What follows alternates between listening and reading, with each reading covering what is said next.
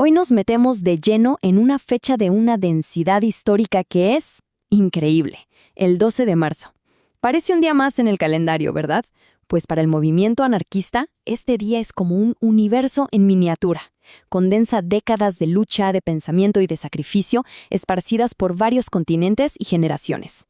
Y esa es una pregunta que da para pensar, ¿no? Porque el 12 de marzo, no es solo un número.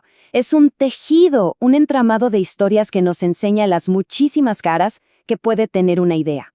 Así que vamos a eso, a desentrañar este día, evento por evento. Bien, empecemos por donde todo arranca, la palabra. Hablemos de la propaganda, de las ideas, de esas voces que se dedicaron a difundir el pensamiento libertario. Porque al final, antes de cualquier acción, siempre hay una palabra que enciende la mecha. Y la primera parada nos lleva lejos, lejos del corazón europeo del anarquismo. Vámonos a la Nueva York de los años 20.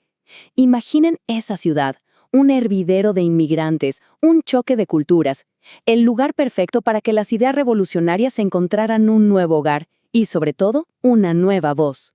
Y esa voz tenía nombre, cultura proletaria. Justo un 12 de marzo salió a la calle su primer número. Y ojo, no era un periódico más. Era muchísimo más que tinta y papel. Para la comunidad de anarquistas hispanos en el exilio, se convirtió en un salvavidas, un punto de encuentro y, claro, en un arma. Y por una de esas coincidencias increíbles de la historia, mientras esa nueva voz nacía en América, el mismo 12 de marzo marca el adiós de dos gigantes de la propaganda en España. Por un lado, Federico Urales, el intelectual, el estratega detrás de la mítica revista Blanca, el que hacía fácil la teoría más complicada.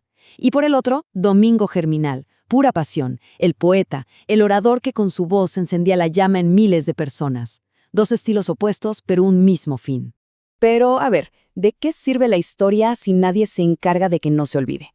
Y aquí es donde entran dos verdaderos guardianes de la memoria. Por un lado, Edgar Rodríguez, que nació un 12 de marzo y dedicó su vida a rescatar del olvido la historia libertaria en Portugal y Brasil.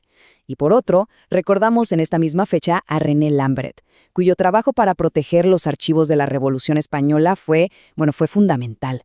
Sin gente como ellos, gran parte de esta historia simplemente se habría perdido. Muy bien, ya hemos hablado de las ideas, de la memoria, ahora vamos a la acción. Dejemos un momento a los pensadores y cronistas para encontrarnos con quienes llevaron la revolución directamente a las calles y a los campos.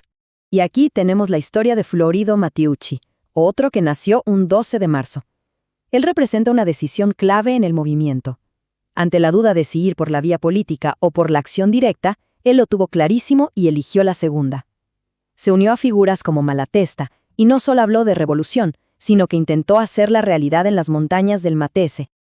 Esta frase resume el legado de Joaquín Ascaso Budría, quien falleció un 12 de marzo. Durante la Revolución Española, él presidió el Consejo de Defensa de Aragón. Y esto no fue una rebelión cualquiera, fue un intento a escala masiva de construir una sociedad autogestionada. Una de las experiencias más fascinantes y, por supuesto, polémicas del anarquismo del siglo XX. Y ahora, una historia de resistencia inquebrantable que casi parece un guión de película, en 3 actos. El protagonista es Manol Vazev, un anarcosindicalista búlgaro. Su primera gran batalla fue contra esa marea fascista que se estaba tragando Europa.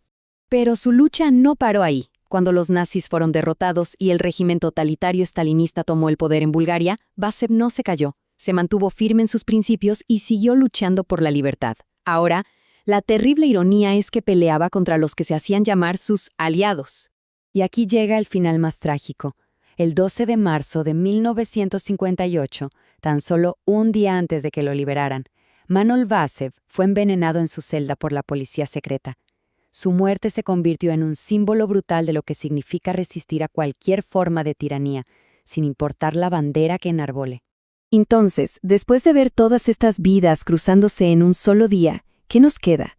Nos habla de un legado con muchísimas caras, un legado de desafío constante contra cualquier forma de poder establecido. Y aquí está la clave de todo. Un movimiento no sobrevive solo con fusiles ni solo con libros. Necesita de todo.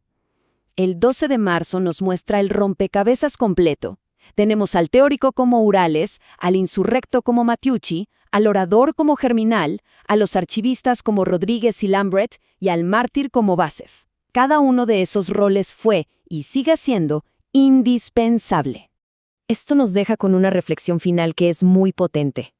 Las historias que acabamos de repasar sobrevivieron porque alguien, en su momento, decidió que era importante contarlas, que no debían perderse. Y eso nos obliga a preguntarnos, cuando en el futuro miren hacia nuestra época, ¿qué acciones, qué personas se considerarán dignas de ser recordadas? La respuesta, en gran parte, la estamos escribiendo nosotros, ahora mismo.